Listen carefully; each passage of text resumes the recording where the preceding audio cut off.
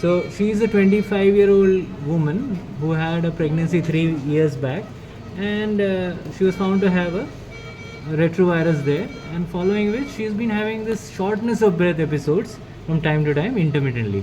So now we see her heart, the right ventricle here, my probe is here, left ventricle. And what you see is that the left ventricular contractility is low. Like this E point of the anterior mitral leaflet is not touching the interventricular septum.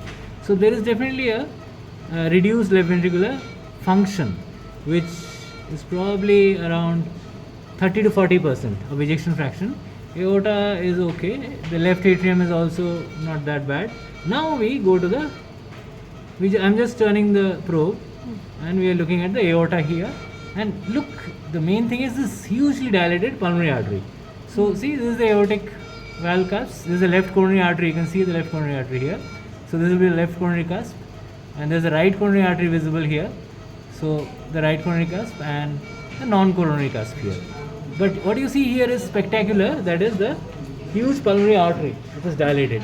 So normally this diameter would have been similar, but this is quite dilated, and that is very prominent in our X-ray also. So why is this pulmonary artery dilated so much? Yes, she has got some mild to moderate pulmonary arterial hypertension. Why mild to moderate? Because as far as the proportion of this pulmonary artery dilatation, her RV and LV are not that dilated. See, this is the right ventricle and left ventricle. So they are not that dilated. RA is also not very much dilated. If we take it here, getting a picture. No. Yeah, this is a better picture. Fourth chamber, right atrium, right ventricle. You can see the moderator band here. Right ventricle is generally a triangular shaped ventricle cavity. This is ellipsoid. Okay. Left atrium, left ventricle.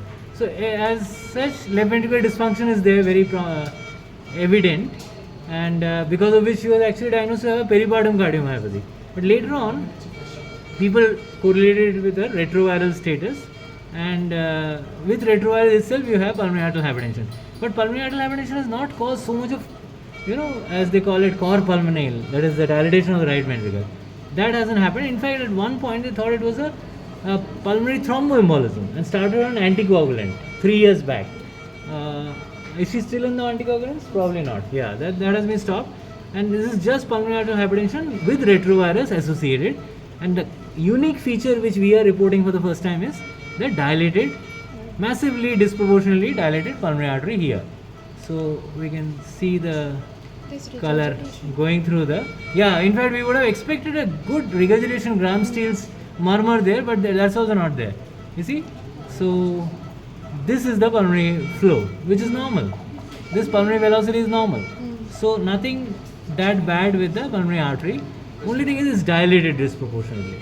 So why? Again, something related to the retrovirus, which we have discussed, either genetic or chronic inflammation damaging the endothelium. So that's the main thing here. Rest of the other things are okay. And even if you put a color here, yeah, most of it is okay. Okay, so we'll end it here.